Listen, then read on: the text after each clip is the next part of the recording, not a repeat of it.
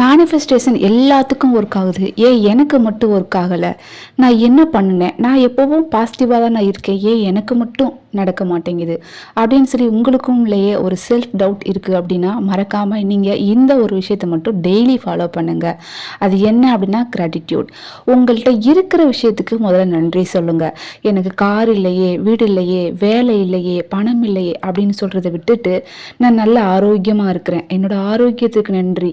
நான் ஒரு வீட்டில் இருக்கேன், நான் ஒரு கதகதப்பான வீட்டில் இருக்கேன், அந்த வீட்டுக்கு நன்றி அப்படின்னு நீங்கள் ஒவ்வொரு நாளும் நன்றிகள் சொல்ல சொல்ல உங்கள்கிட்ட இருக்கிற விஷயத்துக்கு நீங்கள் நன்றி சொல்லும்போது நீங்கள் மைண்டில் நெகட்டிவாக இருந்திருந்தா கூட அது பாசிட்டிவாக மாறிடும். நான் பாசிட்டிவ் தான் இருக்கிறேன் அப்படின்னு சொல்லி நீங்கள் சொன்னாலுமே உங்களை சுற்றி இருக்கிற நெகட்டிவ் எனர்ஜி அதை பாசிட்டிவ் எனர்ஜியை உள்ளே வர விடாமல் தடுத்துக்கிட்டே தான் இருக்கும்.